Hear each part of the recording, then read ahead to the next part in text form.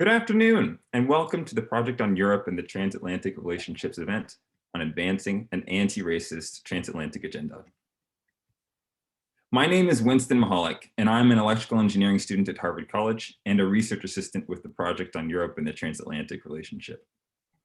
I'm also the founder of the I'll Make Me a World Voices for Diversity in STEM speaker series, which is devoted to promoting diversity, inclusion, and belonging in science, technology, engineering, math, and related fields at Harvard University. Before we begin, we invite you to keep your video on and to raise a virtual hand to ask a question during the Q&A portion of the event.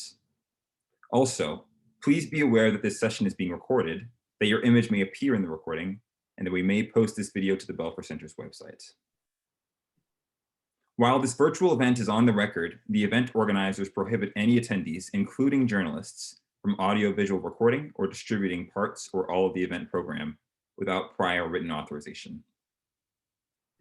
Now it is my great pleasure, to welcome Caroline Abadie, Oona King, and Desirée Cormier Smith virtually to the Kennedy School. Caroline Abadie is a member of the French National Assembly for l'Isère. She currently serves as a member of the Law, Legislation, and General Administration Commission, as president of the Prisons and Prison Conditions Study Group, and as rapporteur of the recent report on the evolution of different forms of racism and the responses to address them. Oona King is SNAP's first VP of Diversity, Equity, and Inclusion. Her role is to help build an employee culture that represents the diversity of global users, as well as to make SNAP a diverse and inclusive company at all levels. She has extensive experience from a variety of industries, including technology, media, and politics, having been senior policy advisor to the British Prime Minister on equalities, diversity, and faith. She was the second Black woman elected to British Parliament earlier in her career, serving for the Labour Party from 1997 to 2005. Desirée Cormier Smith is the senior advisor in the Bureau of International Organization Affairs at the US Department of State. Previously, she was the senior policy advisor for Africa, Europe, and Eurasia at the Open Society Foundations.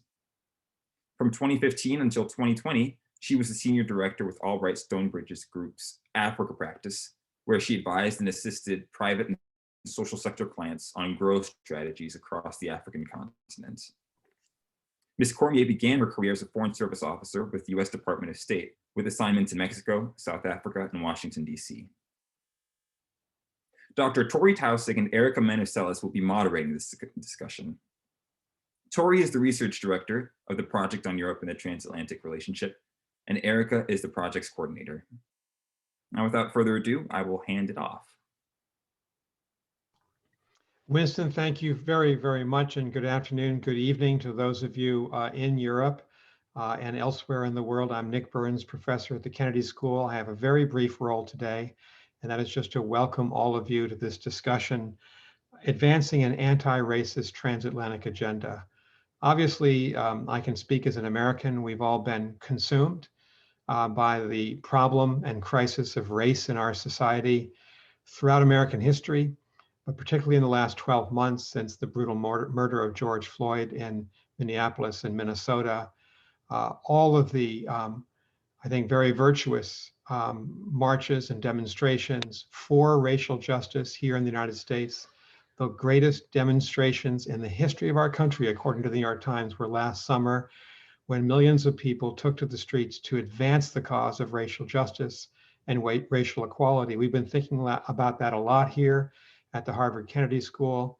We have an initiative to try to make sure that our own institution is living up to these standards. And it was our view that we ought to have a discussion about this and bring leading people, not just from the United States, but also from Europe, because some of the multiracial societies in Europe are undergoing the same fissures and divisions that we are undergoing here in the United States. And so it's such a great pleasure to welcome very experienced senior leaders who are on the forefront of this battle for racial equality.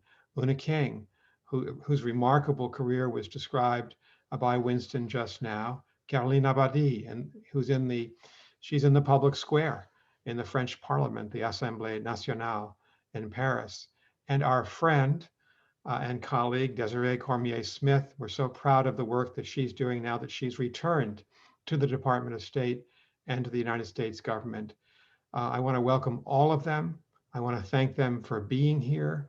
I want them to know that we Americans want to learn from you, and we hope that maybe we can all learn from each other as we try to create societies that are truly multiracial and multi-religious, and that truly live up to the creed that France and the United Kingdom, the United States have as democratic countries, countries that are focused on equality in every respect. So thanks to the three of you for being here.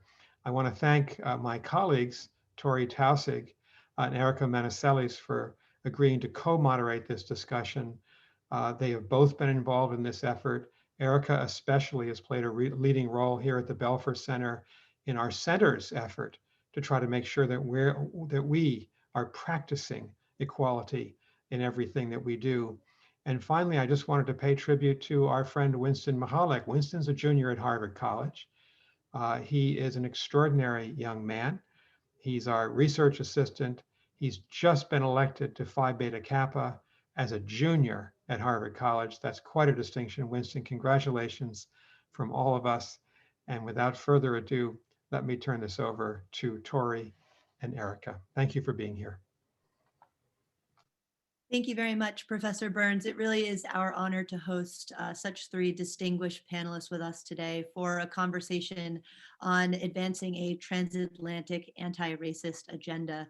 As Professor Burns has mentioned, this has been a year of reflection and reckoning and understanding how systemic racism plays out in different ways in all three of our societies on both sides of the Atlantic. And as we were deciding how best to structure this conversation, we thought it would be interesting, really 1 year into this year of reckoning and reflection, to understand how governments are seeking to address these issues and how policymakers, both in the public sector and now Oona in the private sector in the technology space, are trying to advance issues of diversity and inclusion and equity in the public and private spheres. So that is what we will aim to do today.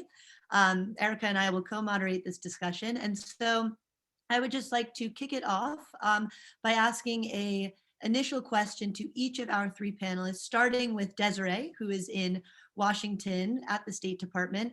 Desirée, for your kind of personal and professional reflections on how you see the national debate on race and racial justice evolving in the last year, especially now that you have entered into government and are serving in the Biden administration, which has made addressing systemic racism a priority.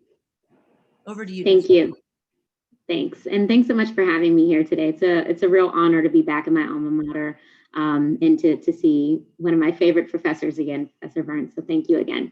So let me start by just sharing some data points. Professor Burns sort of alluded to these numbers, but I think it's really critical that we understand the scale of what we saw last summer. So in July of 2020, the New York Times reported that polls had indicated about 15 million to 26 million people in the United States alone had participated in demonstrations over the death of George Floyd since May 26th. Across the United States, there were more than 4,700 demonstrations, an average of 140 a day, between May 26th and July 3rd alone, according to a New York Times analysis. Turnout ranged from dozens of people to tens of thousands in about 2,500 small towns in large cities. And these numbers are just reflecting what we saw in the United States, not to mention what we saw globally. So these figures made these protests the largest movement in United States history. What was different this time? I think there were a number of factors that contributed to these large-scale protests. First was obviously the horrific video that captured George Floyd's murder. Second, and I think this was a big one, was the COVID-19 pandemic. And that was for a couple of reasons. First, COVID laid bare and exacerbated the inequities in our society. We saw it in the health outcomes for people of color, as well as the economic impact of the pandemic on communities of color. Plus, people were stuck at home. We couldn't go to work, we couldn't travel, we couldn't do the sort of not normal fun things that we could do. So, and that meant for many people, they couldn't look away, especially since that horrific video was played over and over and over again. And, you know, frankly, when people have nothing to do, they had more time to engage in protesting. So we saw a lot of first-time protesters this last summer. And then finally, in a stark difference from previous Black Lives Matter protests, the majority of those protesting last summer were white. As one professor put it, and I thought this quote summed it up really well, if you weren't moved by the George Floyd video, you have nothing in you. And that catalyst was now able to be amplified by the fact that individuals probably had more time to engage in protest activity. So you can't ignore such a large-scale movement. All of a sudden, racial justice and equity became a focal point for companies, for advertising campaigns, for organizations, and importantly, a key topic in the 2020 presidential race. So we then had a Democratic candidate running on a platform that included combating systemic racism as a top priority. And then after the inauguration of President Biden, you now have, maybe for the first time in history, an administration, in stark contrast to the previous one especially, who lists advancing racial justice and equity as one of its top 4 priorities. We have a president who has made clear that his administration is categorically committed to addressing and remedying the drivers of systemic racism and economic inequality. That's incredible. It's remarkable. And I'm not sure that that would have been possible without the massive protests we saw last summer. So I'll stop there. Thank you, Desiree. And I'm glad you brought up just the sheer size and numbers that we've seen in these protests and movements, because I really do think it shows the magnitude of this moment and what our country is going through. Caroline, I'd like to bring you into the discussion now to give us more of insight from how you see the national debate on race and racial justice playing out in France, particularly over this last year. As Desiree mentioned, we've had these, the largest protests in our country's history playing out since last summer. And of course, these protests took place in France as well, and you have your own issues and kind of protests to be dealing with. But walk us through how you see this debate playing out in France, particularly over this last year. Thank you. Yeah, first of all, thank you for having me. I'm really honored to be among you guys tonight, today. We need this kind of moment because even if it's virtual, I think we can share and learn a lot between each other. Don't worry about the ring. This is the parliament. They call you with a ring. Our countries are their own culture, their own history, and their own identity. So it will explain why, when we have the same goal, we won't answer the same way. We have the same. We want the same thing, but finally we won't use the same means to go there. We have this enlightenment, which is really rich for us for the philosophical and political aspects. The French Revolution was also drive us still today in our reflection, and all this history about slavery, about colonization everywhere in the world are still in an heritage. A legacy that we have still to take in consideration. So, which is interesting about this debate, it's since the 80s, we speak about racism in France, and we even have the National Commission of Human Rights who measure every year the racism of the population. Are we tolerant or are we not tolerant? And it shows that more and more people are tolerant. More and more they accept the minority. We don't say race in French because it's bad to say race. We say minority, we say diversity, but we don't say race. But more and more French are tolerant, but more and more the behavior are more violent the hate speech, the acts are more and more violent. So there is less and less violence against minority, but the whole society is more and more tolerant. It's really something paradoxal, but we have this in mind since the 80s, and we are trying to work on it. And our mission was decided in December, so 6 months before George Floyd. So we tried, even with the movement we had here in France too, we tried to keep our own agenda and work on our topics, and not only the police and the violence that can happen in the police. But the fact is, there is a racism into the police, but the police is not racist, which is really important to accept, because if we don't agree on these topics, we won't understand, we won't do the same thing, and we won't cure the problem the same way. So we had a large debate here too. We had our French George Floyd in France in November. A black man has been beaten by 3 policemen, and we had the camera who show us the video now, so we know it was pure racism. And we had our debate with the government, and we understand that if the police is not racist, we need to really do something about the training, continuous training, and also initial training for the policemen. We need to reinforce the management, the hierarchy.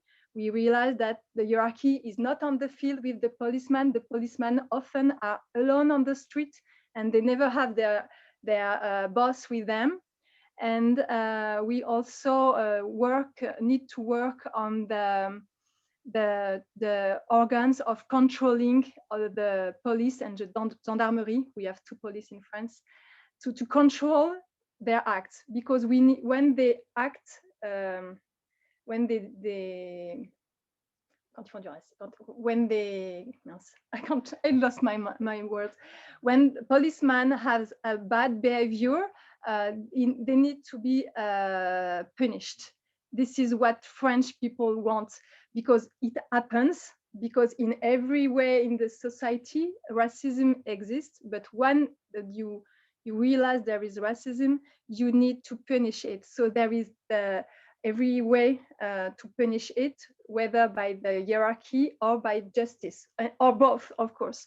So the minister in charge of the policeman said that he will reassure the training, the hierarchy, and all those means to fight against the violence that exists into the police.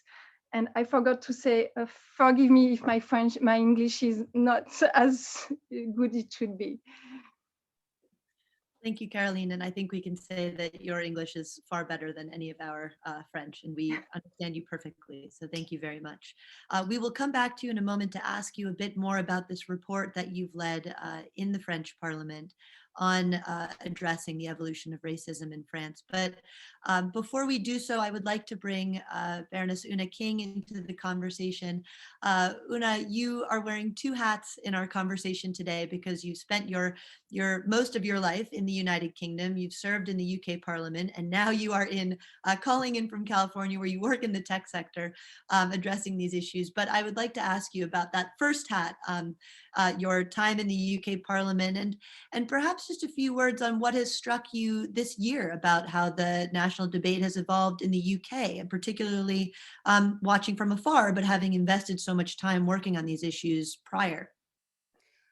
Thanks, Torrey, and again, thank you everyone for letting me join this morning. I will come to those. I just wanted to start by saying to Caroline, it's so lovely to hear you. I'm a Francophile. I love and adore France. My mother, just before COVID, like December 2019, was dying. She'd lived in France, and the care and love that the French health system gave this old English woman withowithout her paying a penny was extraordinary. And I literally was almost in tears just thinking, oh my God, I love the Europeans. I love France. What would happen if she was in America now? Like, it doesn't even bear thinking about. Right. Having said that, I don't think that yet, and I say this with great respect, but I don't think that yet the French approach to racism has got where I believe it needs to be. And that's for very good reasons. You had the best revolution in some senses, and there are lots of good reasons why the approach is different. But fundamentally, I think governments, wherever they are, have to understand that racism isn't about addressing bad behavior of individuals.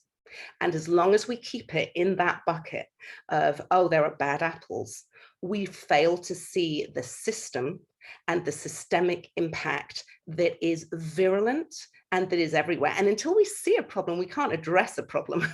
And so I think the biggest development that I want to see with any government, and also with any corporate approach, any approach, is that when you're trying to address racism, first of all, let's agree on what racism is. And it's not that definition of individual people being racist. Obviously, that is part of racism, especially the lived experience of underrepresented groups who can suffer that daily impact. But what I'm really looking for is a holistic approach that understands the systemic impact of the impact across the whole life stage. So what are the housing policies? How do they impact the educational policies and the educational segregation that you see, which then leads to disparate opportunities in employment?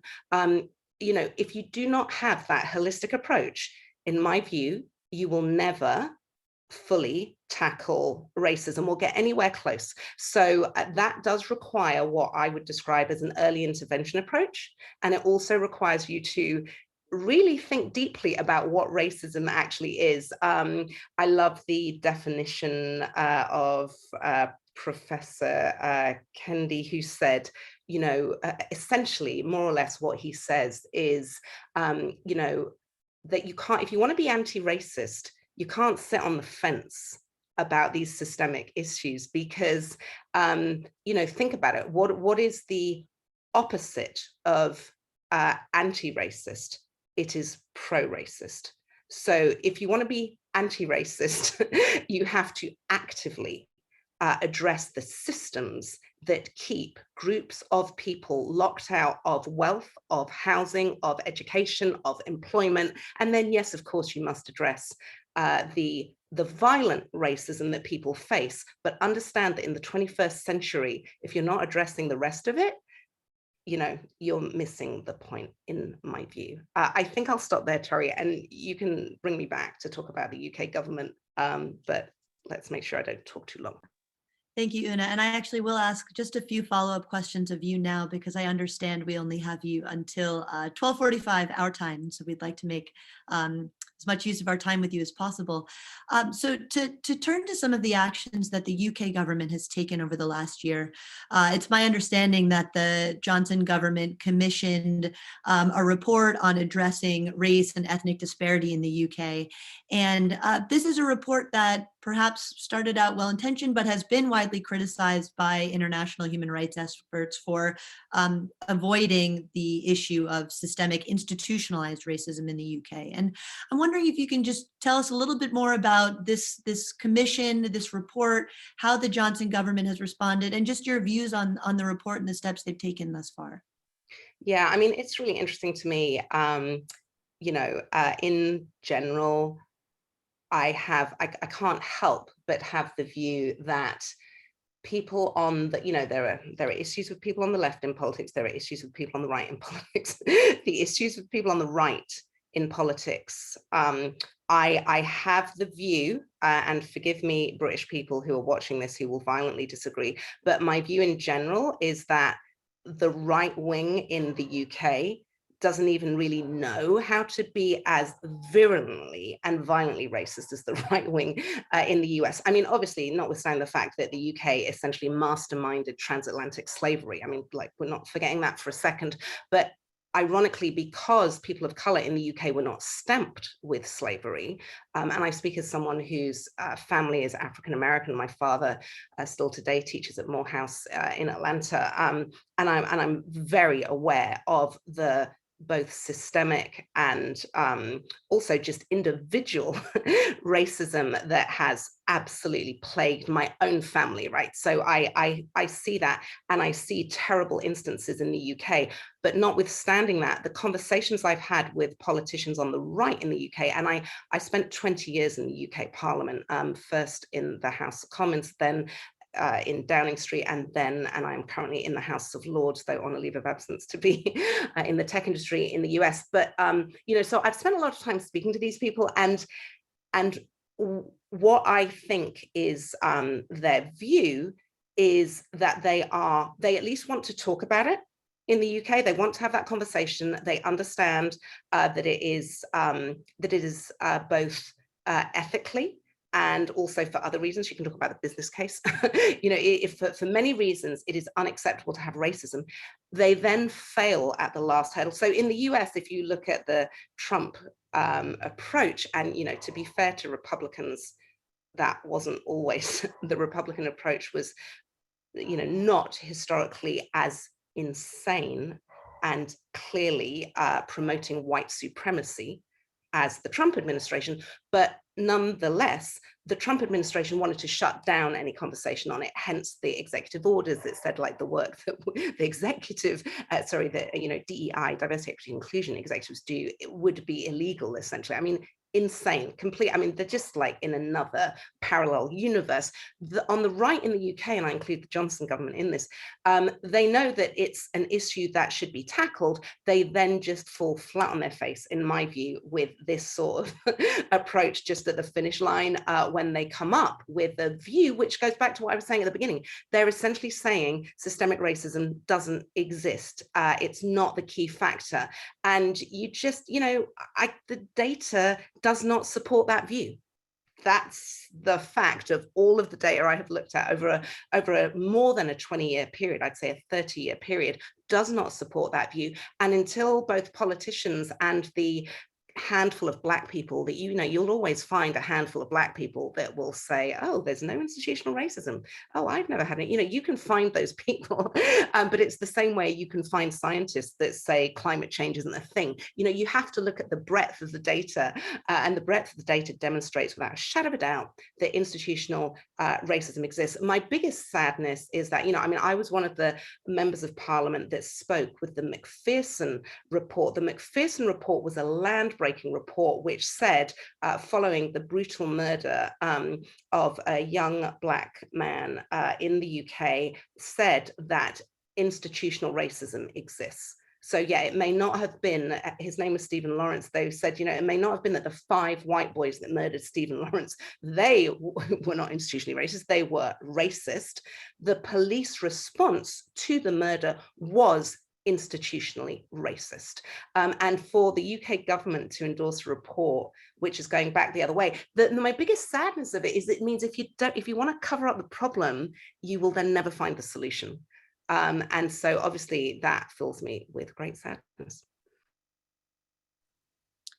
Thank you, Oona. So before turning over to one question on your experience in the tech industry, I did want to ask you a follow-up question, given that you've spent so much time in both the UK and now in the United States, whether you see any elements of the conversation, both on the societal and government level in the US, that you think could be not applied in the UK perspective, but I don't know, lessons learned, aspects of what you think is taking place here that could be translated into the UK space. It's just interesting, given you spent so much time in both societies. Yeah, I mean, actually, you know, I think the key anywhere, and literally this is wherever you are in the world, and whatever ism you need to address, and it could be sexism or whichever inequity, it could be homophobia, it could be ableism, whatever it may be. I do think that you need to, if you look at the story of the social equity movement, it is built on the fact that one person's story can change the world. And in fact, it does so more effectively than piles of data. So, you know, with George Floyd, it's not as though a majority of Black people were not aware that, it's not as though a majority of white people were not aware that Black people got stopped by the police more than white people, were more likely to die at the hands of white people, but yet they were not moved to act. What moved them to act was actually proximity to a human story. It was not proximity to the data. The data has been overwhelming since Rodney King and long before Emmett Till. I mean, you can go back 400 years. The data is there. It wasn't the data that changed people's view. It was the human experience of seeing, understanding the translation of systemic racism into one man's lived experience that ultimately was his death.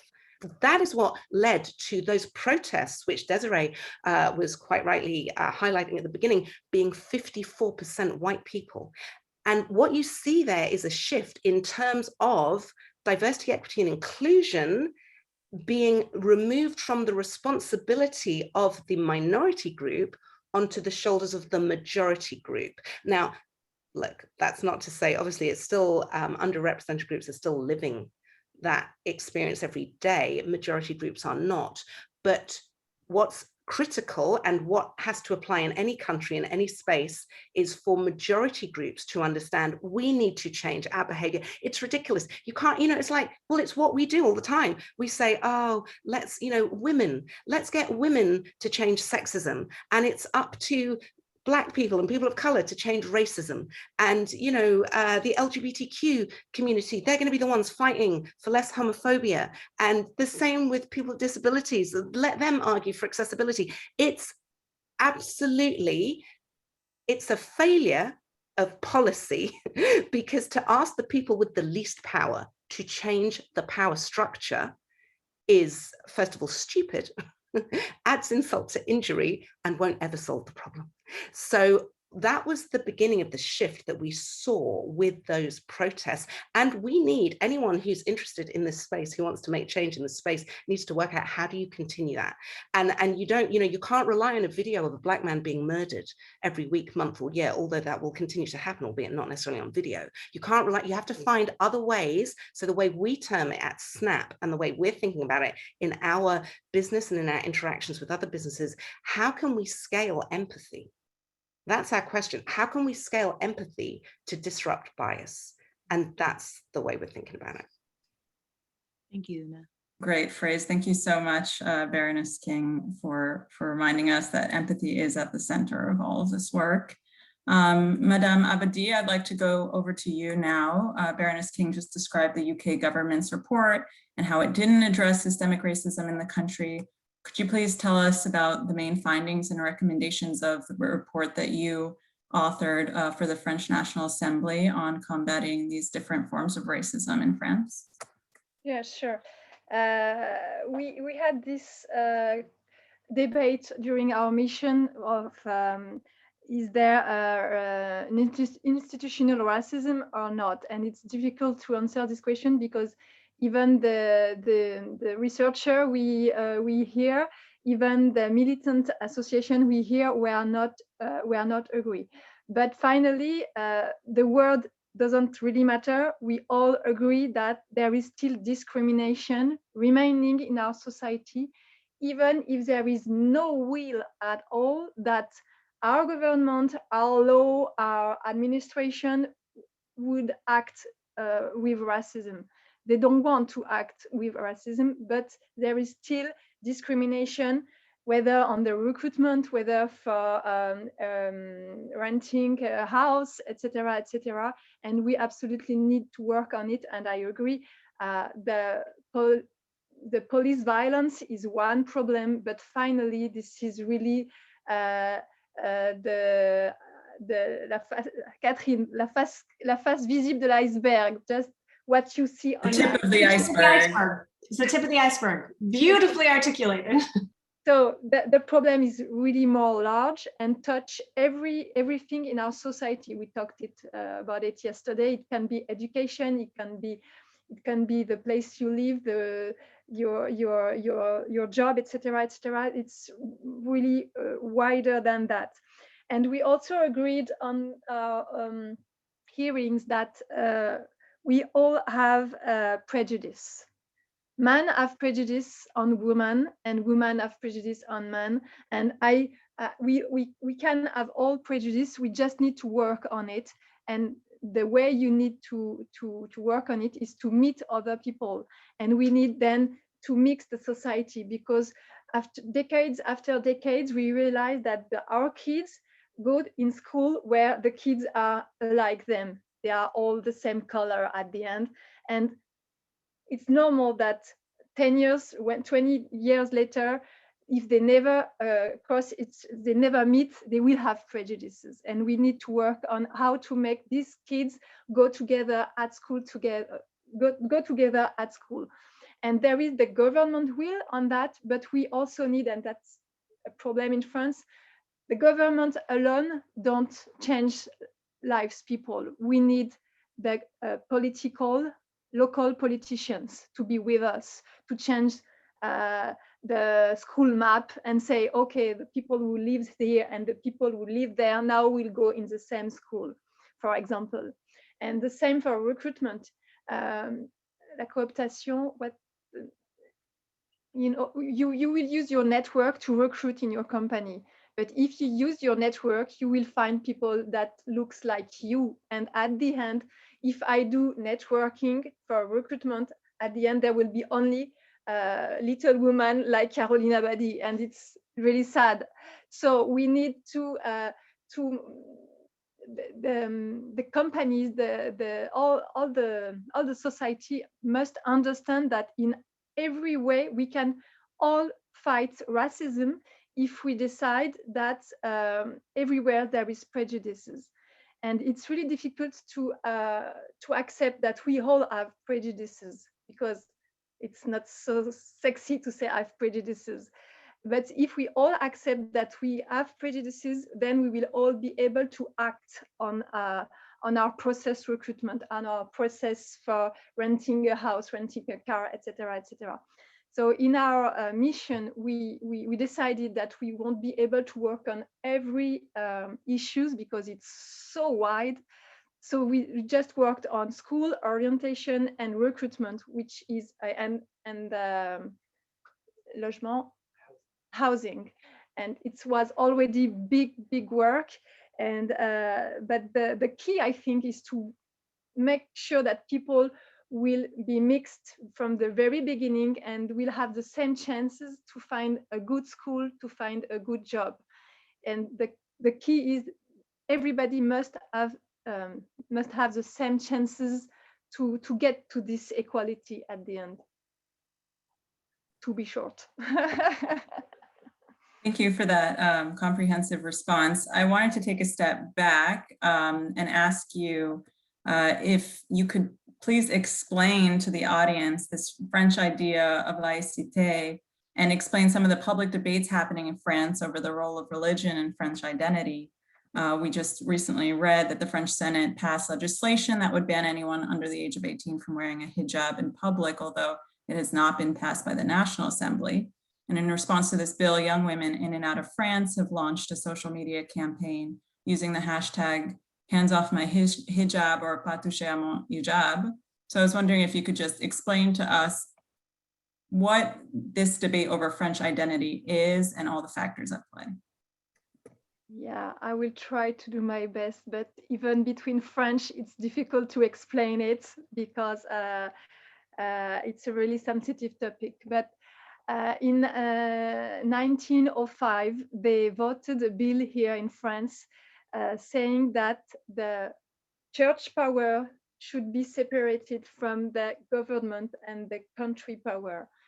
And it means that if you go to your town hall to ask a public servant, a civil servant, something for your passport, this person must be neutral, which means you must not see if it's this person believes in God or not, and not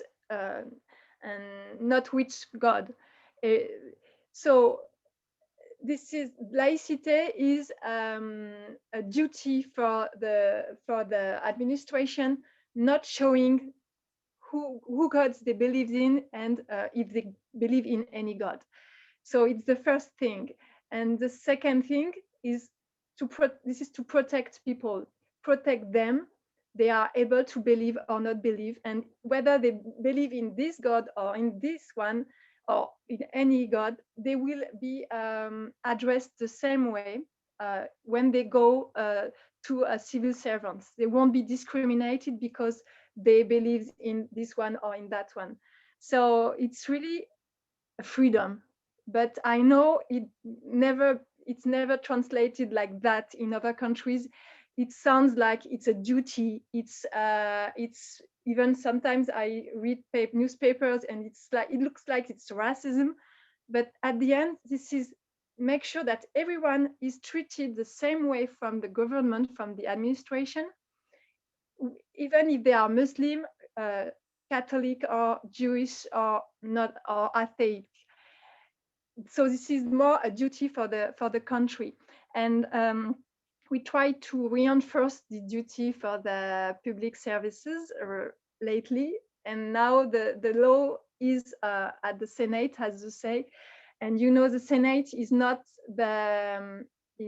is more on the right side right now politically, so they are always more strict than we. And I say we, it's the President Macron view. And we at the Assemblée Nationale will change what the Senate did, because we don't agree. We want that people in the public space are able to show their veil or their niqab. It's their freedom to show their beliefs. And we don't want to extend this laïcité, this French laïcité, to the public space, because it's really against laïcité to forbid someone to show his religion. I hope it was clear. Thank you, Caroline. And it's such a difficult, I agree, issue and concept to understand, particularly from the American perspective, this idea of French laïcité. So thank you for adding that nuance.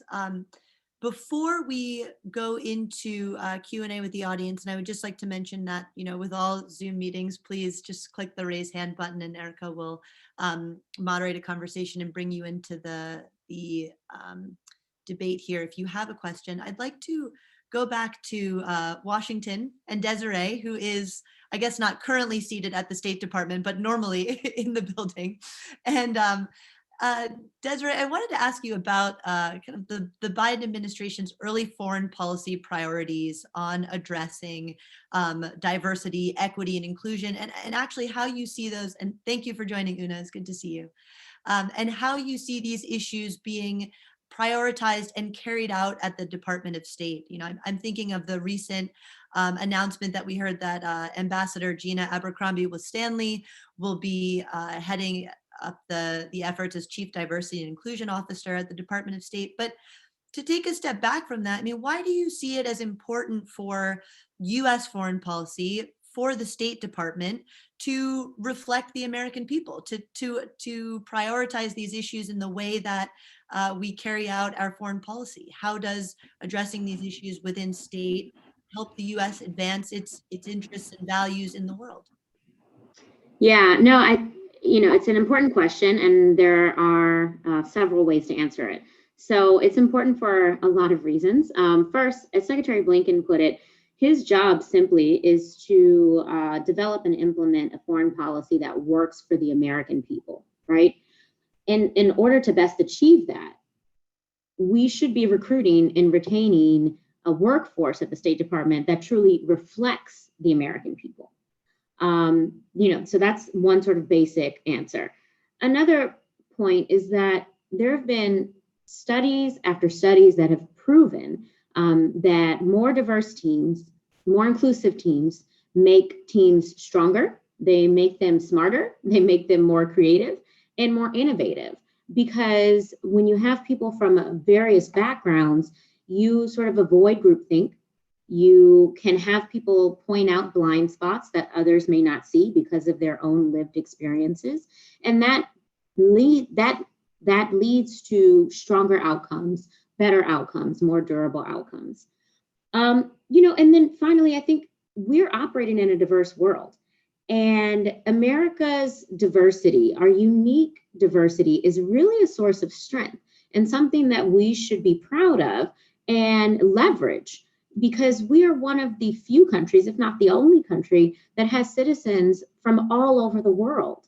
And that is really a benefit for us. And when we fail to build a team that reflects that rich diversity, as Secretary Blinken always puts it, it's like we're fighting with one arm behind our back. Why wouldn't we want to leverage the fact that we have native speakers of every language spoken in the world? Why wouldn't we want to leverage the fact that we have people who come from different countries and know those countries intimately and have sort of personal and cultural connections to those countries?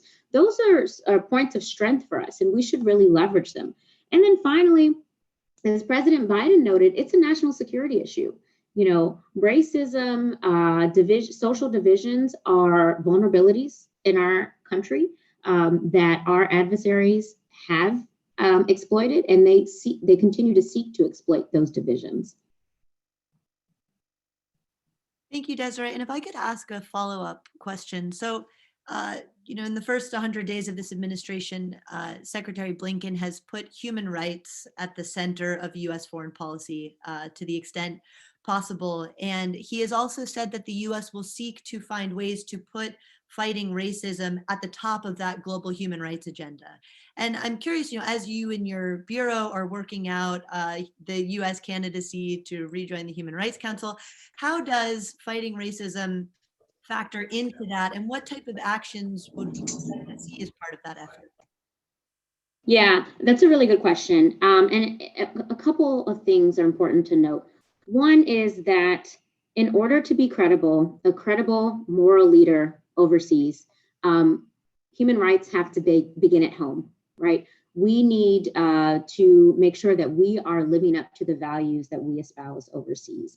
And that includes ensuring that everyone has the ability to live up to their full potential, regardless of their race, regardless of their religion, regardless of their gender, sexual orientation, ability, disability, period, right? Because that is what is put forth in the Universal Declaration of Human Rights.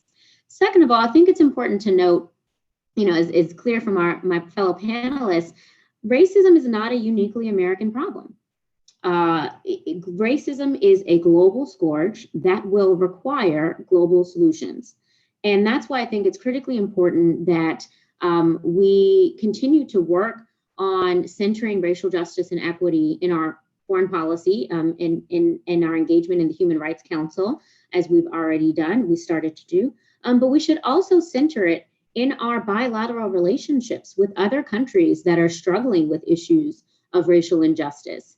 That provides us a really excellent opportunity to share best practices, to share lessons learned, because although we now have an administration that's committed to advancing racial justice and equity, we don't have all the answers, right? So I think this is a really good opportunity to deepen our engagement with some of our European partners, with some of our Latin American partners, with some of our partners on the African continent that are also struggling with racial inequity and justice. Thank you so much, Desiree. That's exactly why we are convening this meeting today, to exchange lessons learned and learn from each other with our transatlantic partners. So with that, I'd like to invite the audience to raise their virtual hands. It's located in the reactions section of Zoom if you've updated your Zoom. So please don't be shy. If no one has a question yet, I'd like to ask Desiree about some of the criticism that the Biden administration approach has gotten. Particularly, the Wall Street Journal criticized UN Ambassador Linda Thomas-Greenfield for her remarks about how her experience and her family's experience growing up in the segregated South has shown her that the US does indeed have an issue with systemic racism. So can you talk about sort of the backlash around what this approach has been? Sure. I think Oona, before she dropped, made a really important point. And that is, you can't solve a problem without admitting that you have a problem, right? Without identifying the problem. And for far too long, many Americans, and presidents included, were reticent to admit that we had a problem with systemic racism. It's an ugly truth. And I think the good thing is that we now have a president and an administration that is not only afraid to admit we have a problem, but he's also not afraid to name the problem. When else have we heard a president condemn white supremacy in his first address to Congress? When else have we had a president on his first day of office issue an executive order commanding the entire federal government to advance racial equity and address systemic racism within our federal policies, programs, and policies? This is a huge step forward.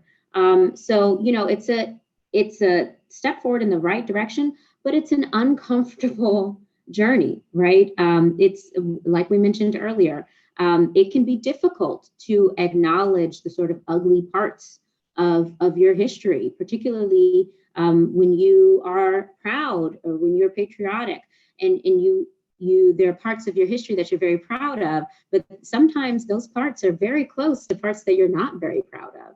And it can be very complicated and it can be very uncomfortable to sort of extract that and admit that and to deal with our country's history in a holistic and honest and transparent way. I think I'm really proud of President Biden for his courage and his leadership on these issues. And, he's made abundantly clear that we won't shy away from this conversation. His administration will lead this conversation on systemic racism, both at home and abroad, because again, racism is not just an American problem. So that's why we are committed to having this conversation at home. We're having it in international institutions like the UN Human Rights Council, and we're having it around the world. And we won't shy away from engaging on the hard work that is necessary to take on the damaging legacy of slavery and in our treatment of Native Americans, or from doing the daily work of addressing systemic racism and violence against Black people, against Native Americans, against the Latinx community, against the AAPI community and other communities of color and other marginalized communities. That does not make us weaker. On the contrary, I think our ability to have those conversations in an open and transparent and honest manner really is what makes us unique. And it's a source of strength for the United States. The fact that we can have our UN ambassador on the global stage, who is the descendant of enslaved people, as am I, admit that these are the ugly truths of our history. This is what my family, my ancestors had to go through. But yet here I am, right? Here she is now the ambassador of the United States to the United Nations. In what other country would that be possible? A woman whose just great-grandmother was an enslaved person. It's not pretty and it's not always comfortable, but that is pretty remarkable. And I think that, again, we shouldn't shy away from these conversations, because in other countries, people who admit or talk about openly in an open and transparent manner the issues that marginalized communities face, they could face serious repercussions, right? But that's not what a true democracy is. Thank you so much for that powerful explanation. Catherine, over to you. Well, I just want to compliment you both on being so forthright in this conversation. And Caroline, I have a question for you that leans directly to what Desirée just said, which is to say, not only you've beautifully explained laïcité in a way that I frankly haven't heard as clearly articulated to a foreign audience. So I appreciate that very much. The two other ways in which the French have negotiated their past, and I'm being very, very reductive, is through French citizenship, which is something that in many ways is similar, not the same, being very reductive to the American process. But you know, this idea of Ernest Renan is that d'être français est une plébiscite de tous les jours. So, you know, every day to be French, to belong to French society, you reaffirm French values. And the other way that, of course, French history, modern history, has attempted to reckon with the legacy of slavery is by being engaged in its foreign policy in the countries of the Francophonie. And so I wonder if you could reflect in the same way Desirée has, the way that En Marche is heading into an election campaign for next year, for April, that the party is thinking about how other parts of an anti-racist agenda might influence French foreign policy beyond, you know, the enlarging of the not only lived and practiced francophonie, but, you know, beyond that foreign policy engagement abroad. How does it influence strategic foreign policy thinking for this president, but also really heading into this campaign season that you're about to face? Thank you. You're right. We have to deal with our past, and every time we try to work on the memory of the past, we need also to deal with countries abroad. For instance, in the report we made, we said that we need a museum to put every verses of the past inside this museum, and the researchers, the scientists, will explain exactly what happens here. We have the slavery, we have the colonization, we have the war with Algeria, and it's still really difficult subject here. Every time you talk about the Algeria war, it's still really sensitive. It's people are still alive and knows exactly what happens because they were at this period in '62. They were in Algeria and they know what happened. So it's really difficult. But when he first go to the presidential campaign, Macron said something really important, is that the colonization was a crime against humanity. And it was really strong, and no one before him said so much. As Desirée said, presidents that has this courage to name things is really important for us, but the journey is difficult after that, because as he said that during the first campaign, now everybody wants him to do something really strong about it. He said it, but he didn't yet reach the espérance, reach the hope that people put into this. Thank you, Catherine. And we have to deal with all this history, and so as for the moment, he's trying to work especially with those countries, Morocco, Algeria, Tunisia. And every time he's trying to work on it, we see that overseas, they don't want us to do this kind of work. They don't want us to work on the reconciliation. And it's hard to work on it alone if we are not able to work on this with hand by hand with those countries. So you're right, this is really crucial point, because we won't succeed alone. And we're working right now on the next campaign next year. We have local campaign right now, but as soon as it's finished in June, we will work on the presidential campaign, and we need to go forward. We need to step by step go forward on this subject. But I'd like to say that before Macron, every president made a step, and even if they were not from my party and they were a little bit more at my right side or a little bit more at my left side, everyone made a step, and we need to be patient with that, because the injuries are still guérir. They have to heal. Healed. Thank you. Thank you so much. Andrew Overton, I invite you to speak. Thanks. What I found really fascinating is that, for decades, the US Black experience, was really seen by many Europeans as evidence that America, was a deeply racist society, but that Europe, on the other hand, had really rid itself of its imperial past. At least that's kind of was my experience with European friends and colleagues that I would talk to.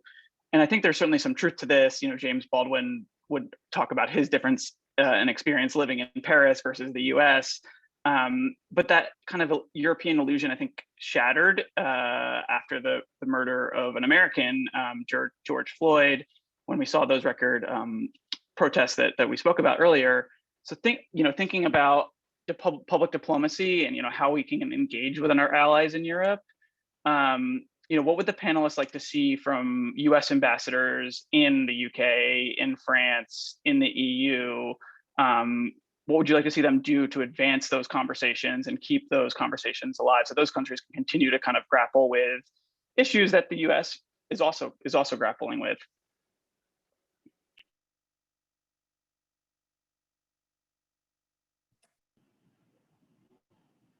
Caroline, would you like to go first, or do you want me to start off? Oh, please, Desirée, go ahead. Sure. Great question, Andrew. And, I think it goes back to something I alluded to earlier. This needs to be a central component of our relationship with our bilateral partners in Europe, but also with the EU. I commend the EU for naming of its anti-racism coordinator. They came up with the anti-racism plan. And again, the first step is admitting the problem and naming the problem, right? That's not sufficient, but it's a great first step. And so I think there's a lot of space for us to work with our partners that, again, are grappling with similar issues of systemic racism and racial injustice. And I think it's important, it may be obvious, but clearly, like, the problems are, racism is a global problem.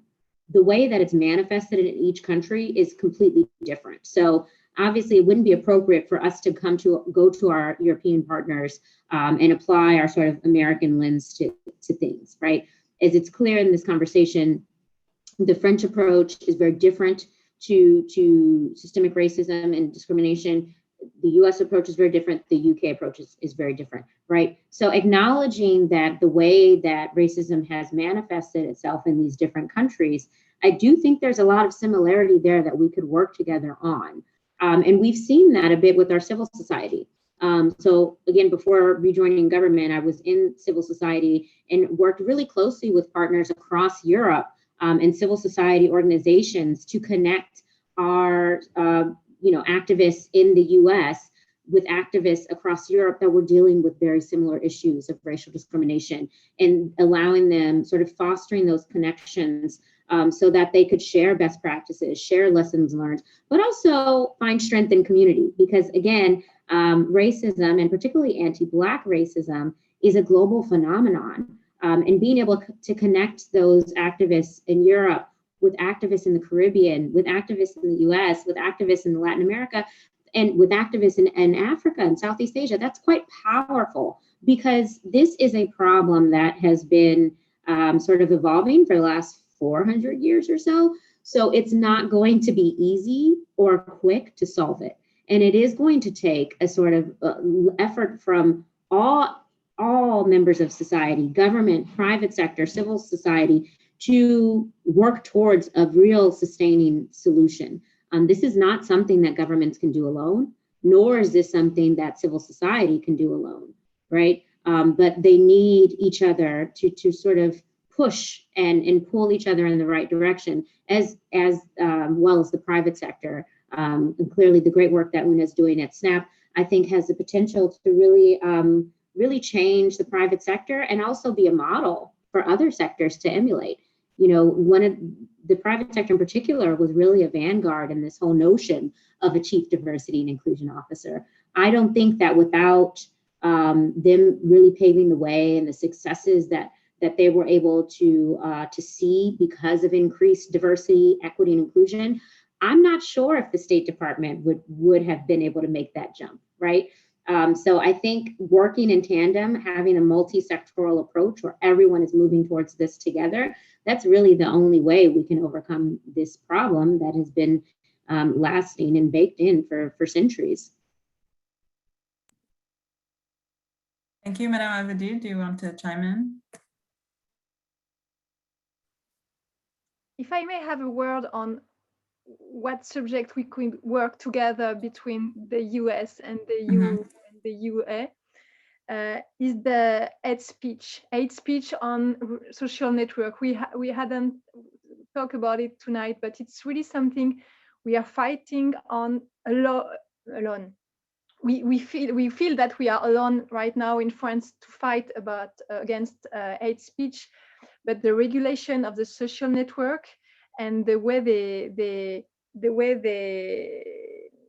nous enferment chacun, the way we are someone?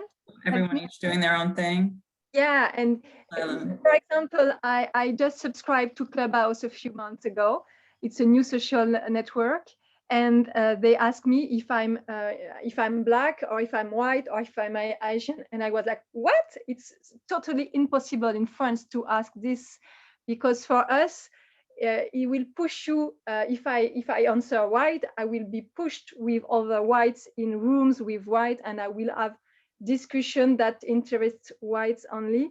And it's really against our way in France to think that we are all citizens of the same country. So no matter the color we are, no matter our religion, we need to be to meet each other, even on the social network. And I was really surprised about this new social network. But this is the same problem at the end with all this new technology. There is a lot of hate speech on them, lots of racism. And again, France alone cannot fight against that. And we tried with all the European countries as partners to find a way to regulate the social network, because the youth, the young people right now make their own education on this kind of tools. And this is crucial that the young people knows how to use it and how to protect themselves when they are on this kind of tools. This is a kind of topic that we could find a way to work together, I think. Yeah, no, and if I could just briefly add one more thing to this, I do think it's important to sort of embed this into our broader dialogues with our partners and allies, because, you know, this isn't just important for a moral. It's not just a moral issue, right? It's important because it is a moral issue, but it's also important because it's an issue. It's a democratic issue, right? Racism and having marginalized communities really undermines the strength of a democracy. And that's something that we are struggling with on both sides of the Atlantic. We're seeing a lot of democratic backsliding and a lot of threats to our democratic values and institutions.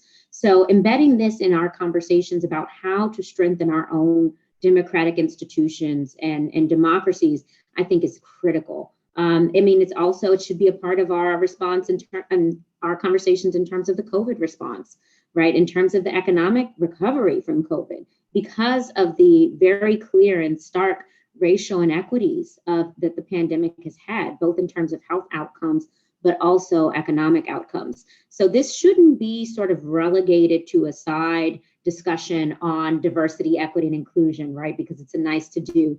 This, in order really to make progress on combating systemic racism, we really need to embed this in all of our conversations, because it has been baked in to our institutions in a very sort of insidious way. So in order to fully overcome that, we really do need to recognize that we have to address it in every policy and every program and in every way. This has been so fascinating, and we are running short on time, unfortunately. If the two of you can stay a little bit over for the last 3 questions, we'll try to get everyone out no later than 1:20, if that's okay with you all. So I'd like to invite Abby, Winston, and Liam to ask their questions. Please keep it brief. And then we'll ask you to bundle those questions with some closing remarks and we'll be off. So Abby, Winston, Liam, go ahead. Abby first. Thanks so much, Erika, and thanks to you both for being here. My question is to you, Desiree, and wanted to pick up on something you mentioned earlier about kind of focusing internally on diversity, equity, and inclusion at the State Department itself.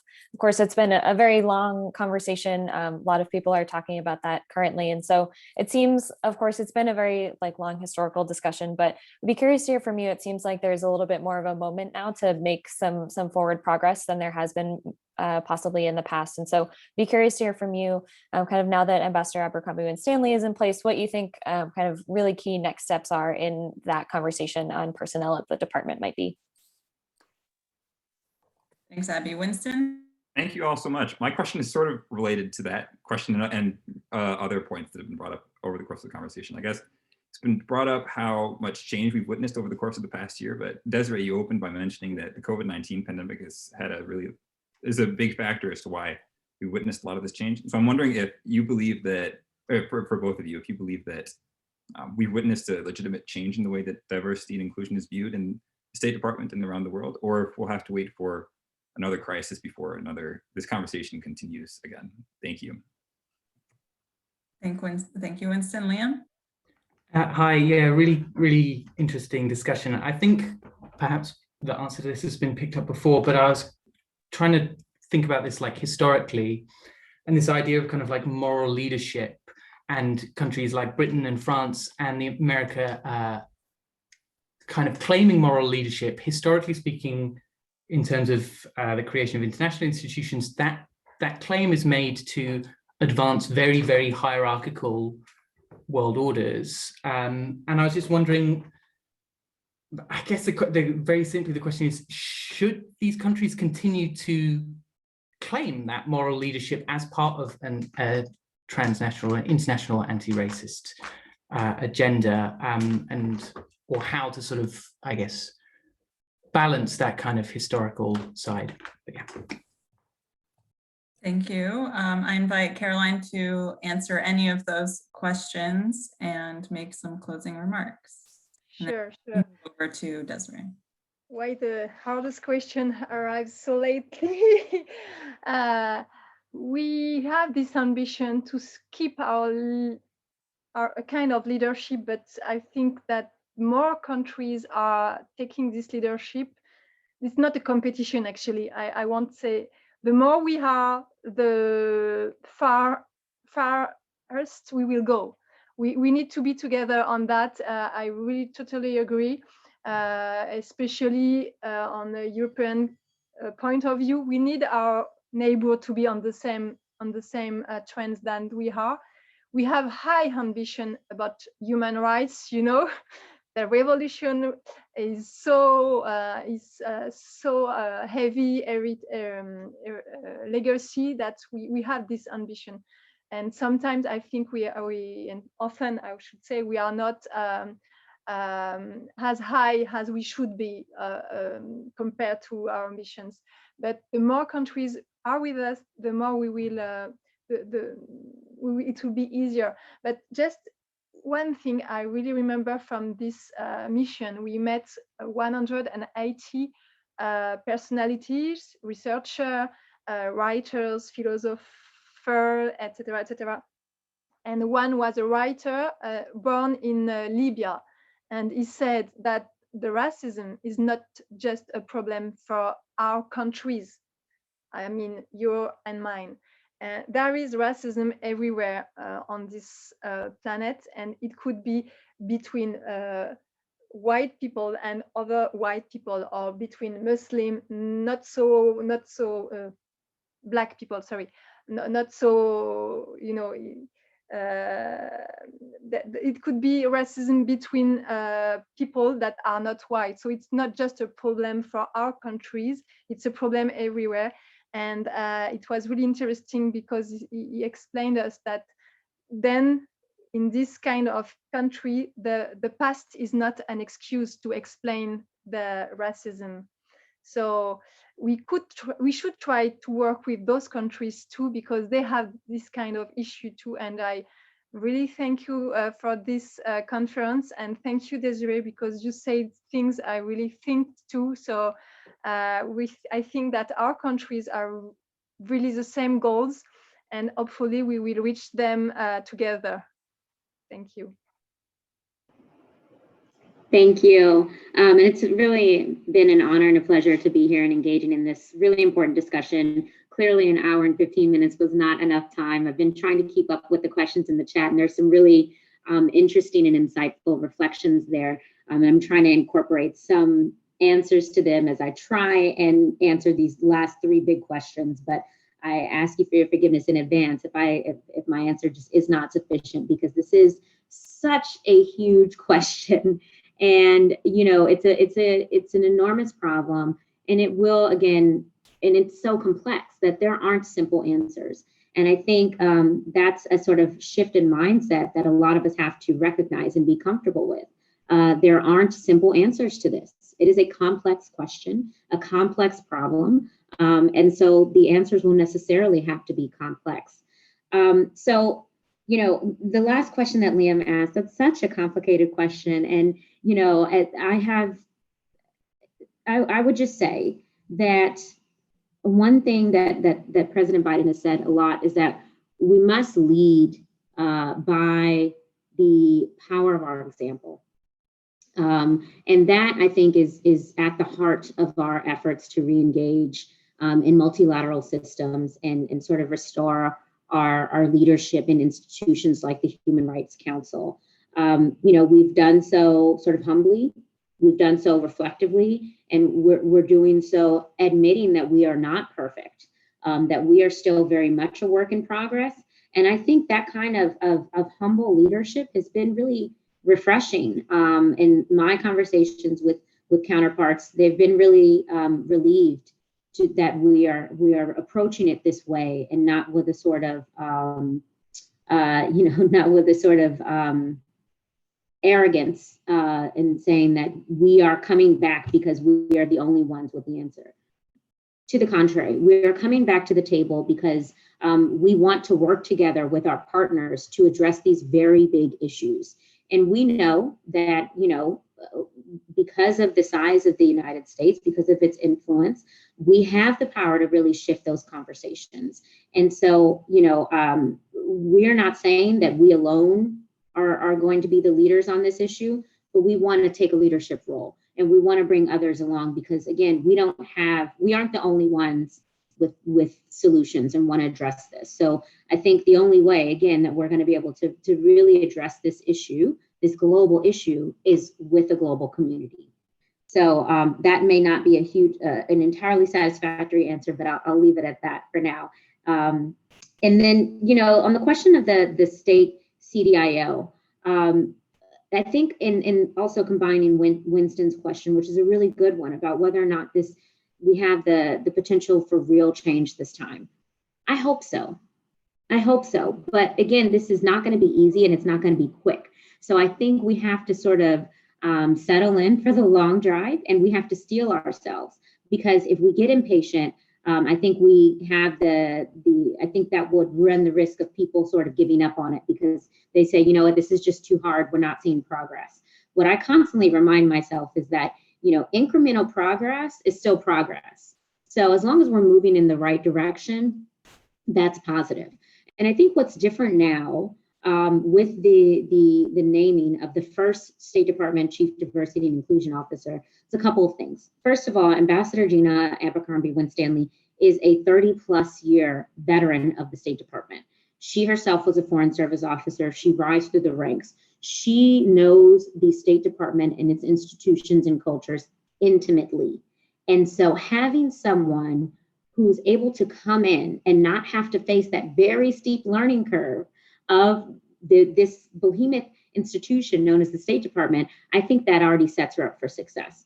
Second of all, she has proven her passion and commitment for these issues. And so she is dedicated, and she is, she is willing to work on this and work on it for the long haul. I think the other critical thing is that she will be reporting directly to the Secretary of State. That's critical. That is critical. I think it's also a reflection of the commitment of the Secretary and the importance that he places on this issue. He's not making her, report to someone else or report to him through someone else. the fact that she has that direct line to the secretary and that he has publicly said he expects her to fully hold him accountable, that's huge. This is not a sort of check the box exercise. He has publicly empowered her to do her job, which will include developing a robust framework for fostering diversity and inclusion in the workforce. She will be tasked with aligning and advancing diversity and inclusion efforts across the department, because right now it can be a little bit sporadic across different bureaus, where she's going to come up with a department-wide plan. And again, she'll do it in a way that is transparent and in a way that'll hold the department leadership accountable. And I understand that she will also be helping to finalize and implement a State Department diversity and inclusion strategic plan.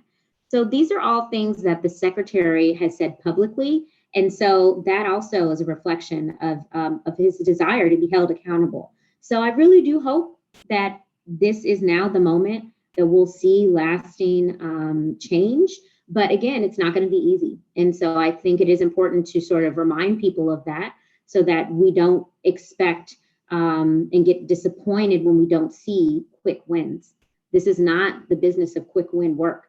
This is something that will take a lot of effort and a lot of time and a lot of energy and blood, sweat, and tears to really get it right. Because again, this is the result of 400 years of institutions operating in this way. So again, change cannot and will not happen overnight.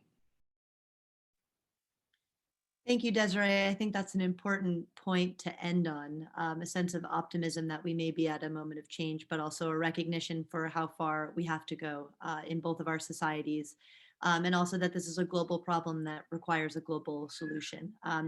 So with that, I know we've gone a few minutes over. I really want to thank all of our participants for joining us today for this very important conversation. And most importantly, I would like to thank Desiree and Caroline for joining us from your respective time zones for this critical conversation and for adding nuance to this complex issue. It's really been a privilege to have you here today. And with that, Caroline, bonne soirée.